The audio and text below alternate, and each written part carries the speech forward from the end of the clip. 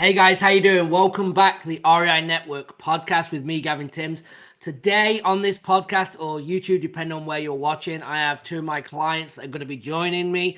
We're going to be doing a kind of a coaching call, seeing where they're at and, diving into kind of their business a little bit. So excited. They agreed that we could put this on just to get a feel for kind of what we do in our program in general. So it was a good example. So let me bring them over. Here they are, Fred and Lateresa. How are you guys doing? Good morning. Good morning. Great.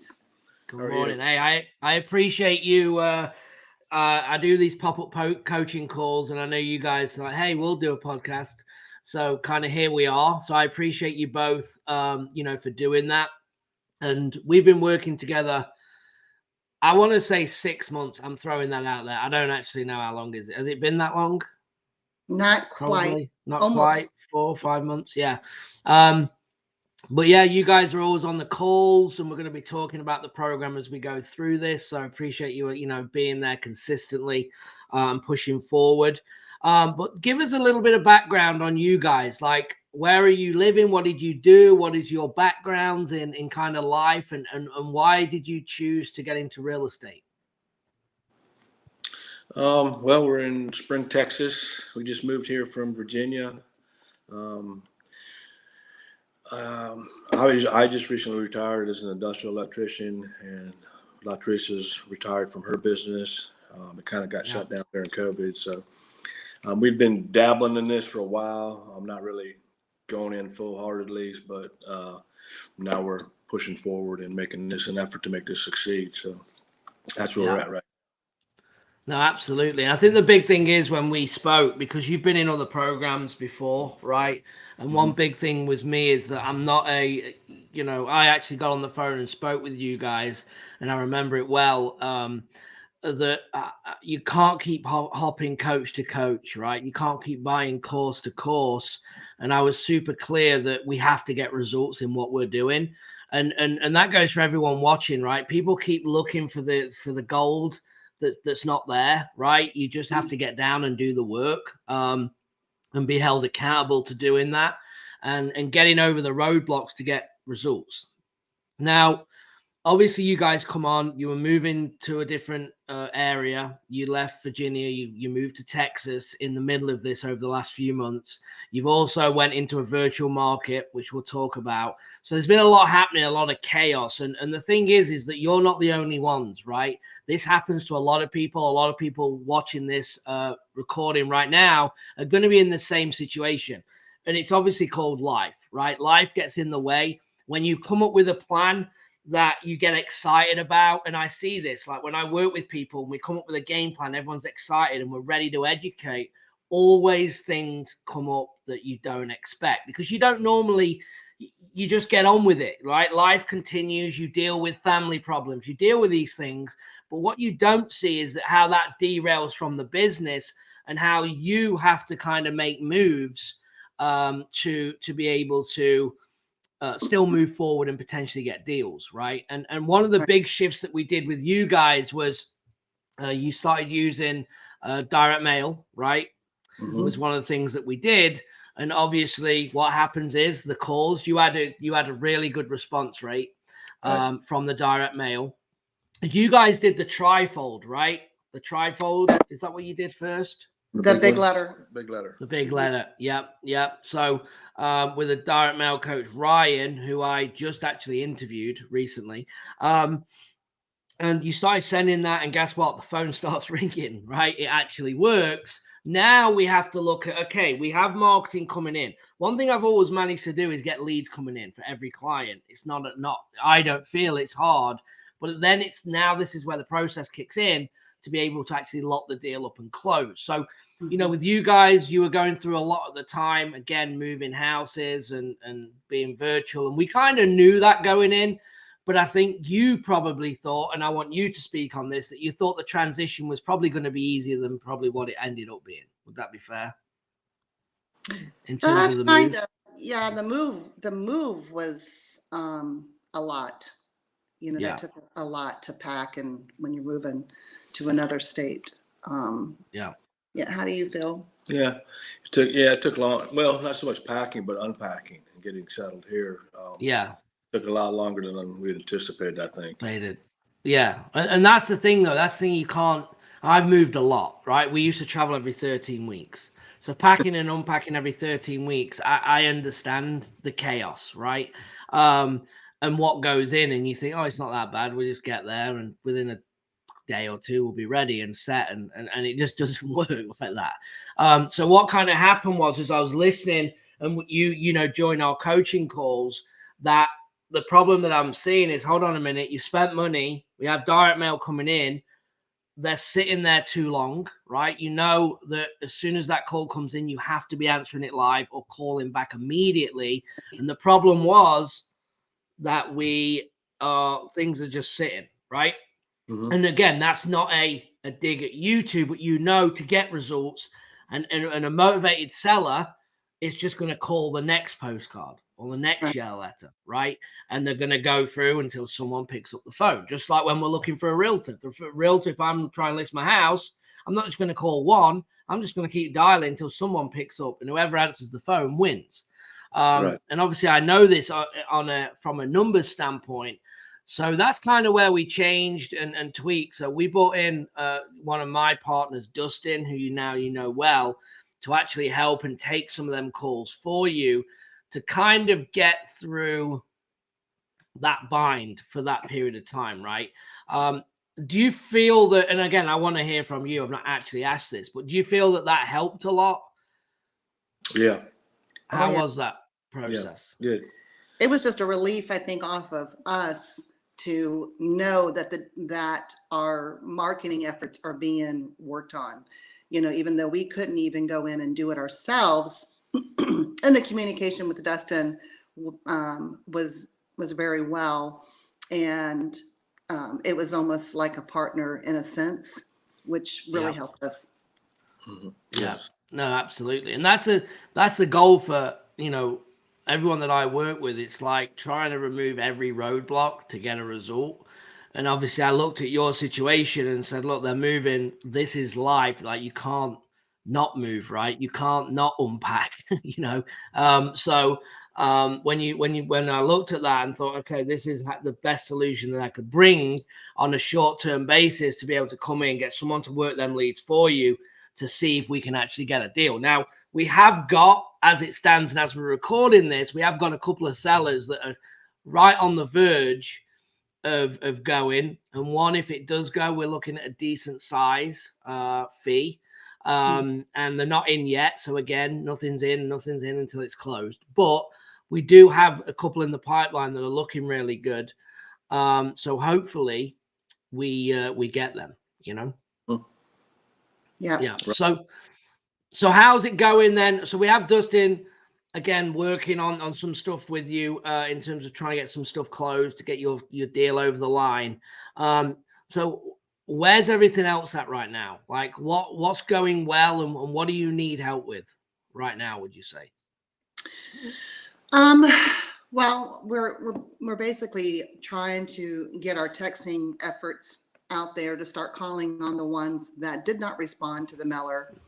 And again, life kind of takes toll, so we're still trying to do that and still hiring a VA to do that for us. So that's kind of where we stand of going forward. Where you're at.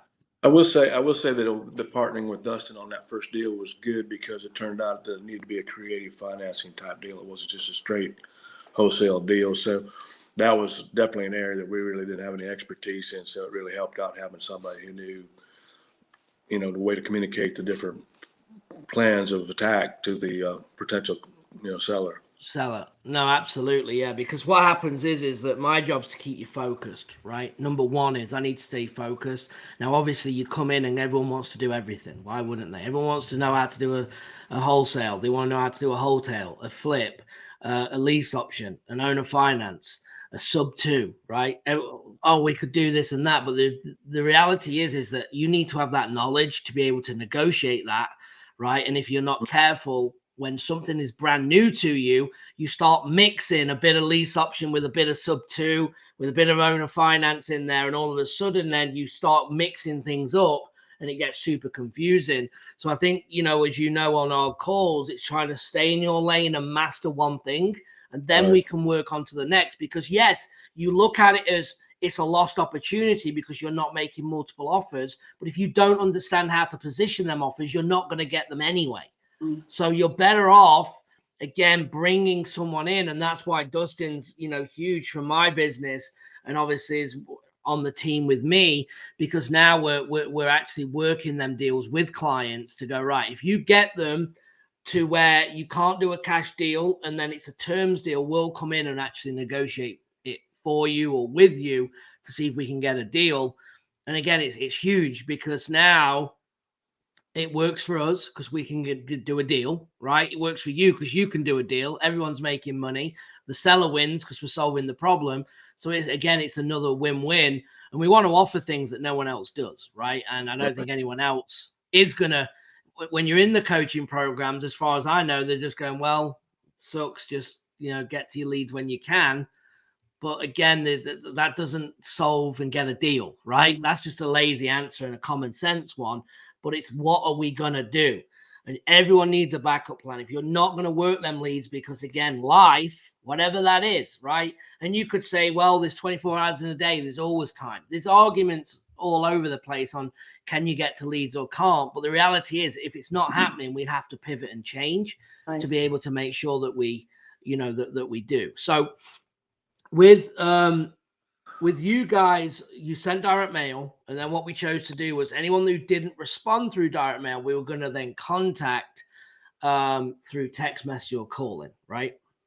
And this is kind of a step, you know, like a tiered marketing strategy where it will save you money because it's more calculated. It's not more spray and pray, right? Like we know with cold calling and texting, obviously you need bigger numbers, normally skip trace to do more volume. But with a direct mail, let's say that you sent out 1,000, let's say you got 50 people respond, and then you have basically 950 people that you need to go after through text, through skip tracing, through text, and through call. So you could text anyone who didn't respond, you then call, and again, you will save money because you're not doing everything all at once, right? So that's what you're doing. And on that, we talked then about how many you're going to send per day, right? Are you using Freedom Soft to text or using batch? We're using Freedom Soft, so 100 texts is the max that we can send out on that. Yeah, which is important, right? So when we had that discussion, how many texts are you going to send? Because people say to me all the time, one of the most common questions that, and people listening are going to understand this, is how many texts should I send? And you have to work it backwards. How many leads do you want, right? And then you send the amount of texts to get them amount of leads. So if you want 5 leads or 3 leads, you're going to keep sending text messages until you get 3 or 5 positive responses. That could be 20, that could be 100. And you don't know until you start. And what I suggest that everyone does, and I've told you this, is do 20 at a time, right? 20, deal with them responses, then do 20 more. The reason being is that in a text message, if someone's willing to engage with you, now is the time to go back and forth because they're on their phone and they're ready to go. What the problem is sometimes with VAs texting, again, is they text, and then it sits there for 6 hours ready for you to make the call, right? So you need to be thinking about that when you hire a VA to do the texting. So what I suggest that you do, if that's the case, if you do hire a VA to text, is get the VA to try and work at the same time as you wanting to make the calls. Okay. So while the VA is doing the texting, they then shoot over to you and say, hey, this one, call them. And then you can pick up that lead immediately. You can look at the text exchange and then you can lead into the conversation, right? And also the VA can be acting as you the whole time. Right. Okay. So you don't have to say, hey, Billy was just texting you. You can do it like it was you, right? Right. And then all of a sudden you just pick up going, hey, we were just texting, and then you move that conversation on. But that just takes some coordination with you and the VA. Just something for you guys to think about. Yep. Very good. Because what happens is, if we don't do that, is they'll bring leads in through text, and then you're chasing them all day trying to get them on the phone. Right. So you'll sit down for 2 hours to make your calls, or an hour or whatever, and then you call and no one answers the phone. Now what? Mhm. Now they text again tomorrow, and you've got double the amount of leads now that you're chasing. So you have to, try and coordinate that to try and get them on the phone as best you can. And one way to get around that is get the VA text at the same time you're ready to call. Okay. All right. Mm-hmm. Awesome. So what else have we got going on? Is there anything else that you guys need help with? No, not at the moment. I will say that being on the coaching calls, I know Fred will agree with me, is that it's been really helpful to hear in the group what everybody is doing, the strategies, and also the encouragement and the motivation that you bring, to the coaching calls. That is something I feel like we have needed all along. And even though you get just a little bit here and a little bit there, it's power packed with you. Yeah. Well, I appreciate that. Thank you. Yeah, I mean, we're going every day now. Obviously, we're doing calls every day. Actually, after this, we're going live in 35 minutes as we're recording this. And I appreciate the feedback. We've been doing this for probably 3 or 4 months now at this intensity, but it's been a game changer for me in terms of results and helping people. Because I didn't realize before that, doing 1 call a week is just not enough in this business to get results. It just isn't. I didn't realize. I thought it was good for many years, but then there's something to be said when we go every day. Because when I thought about doing this every day, I was like, I don't know what I'm going to talk about. I mean, is there anything left to talk about? But when you actually do it, everyone's got a different situation. Everyone's got a different seller. Everyone's got a different deal. Everyone's got a different objection. Everyone's winning or losing, right? And there's so many things to talk about in your wins and your struggles. But it's good because in this feedback of the way that we position these calls, where everyone's got the video on if they want, everyone can interact. So there's no hiding.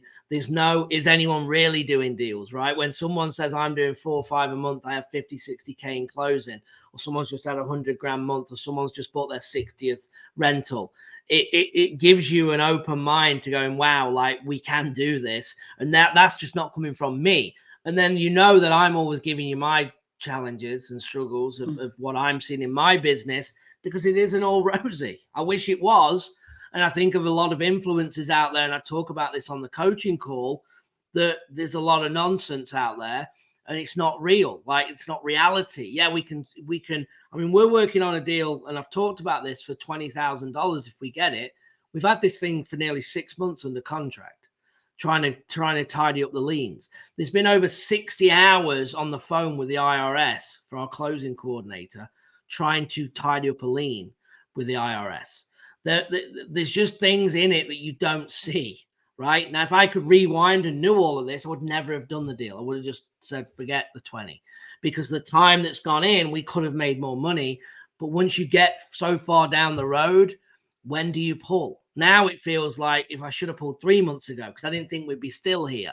And maybe I should pull now because I could be here in 9 months. I don't know. But because you're so deep in, you've got to win. But the difference is that I could come online and go, oh, yeah, we just did a $20,000 check. Awesome. Congrats. But no one knows the backstory of what went in. And that's what I try and change from the rehabs we're doing.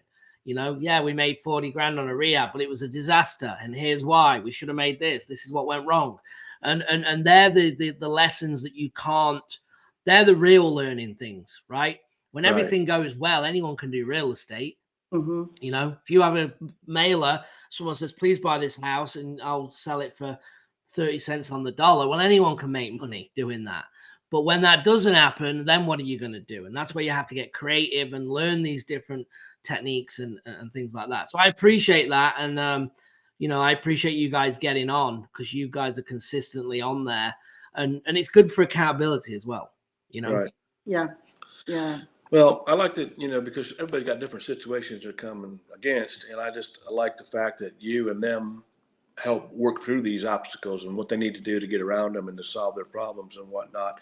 Like you just said, everybody, other programs or whatever, they tell you, yeah, we made $40,000 on this deal, but they don't tell you that they spent 6 months doing it and they had to, go back and redo it or whatever, or bring in other people and to get it to happen. They just give you a rosy outcome. Yeah. And, so when you run into that situation, you're thinking, well, they did it, but then you don't, why am I having all these troubles? And the reality is they had the same troubles. They just didn't let you know about it. So I appreciate your transparency and the struggles and stuff you come across as well, that, you're not the real estate guru that, has no issues and everything goes like planned.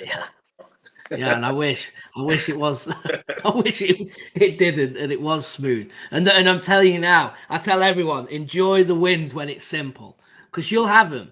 You'll have them when they lie over deals, and you just pray and go, why can't every deal just be like this? Like, you just made 15 grand. It was one phone call. Everything went through. The buyer paid. It was just seamless, fast, 3-week closing, and it was just a breeze. And they come one in, I don't know how many, but they come.